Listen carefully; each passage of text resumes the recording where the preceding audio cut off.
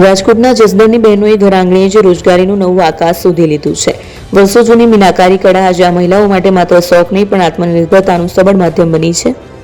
અંદાજે ₹250 કરોડનું ટર્નઓવર ધરાવતા ઉદ્યોગમાં હજારો બહેનો જોડાઈને વિદેશ સુધી પોતાની કળાની સુવાસ ફેલાવી રહી છે। જસદણની ઓળખ સમાન મીનાકારી ઉદ્યોગ આજે 250 જેટલા યુનિટ સાથે ધમધમી રહ્યો છે। આ ઉદ્યોગની વિશેષતા એ છે કે તેમાં કાર્યરત કુલ શ્રમિકોમાં 50% હિસ્સો મહિલાઓનો છે।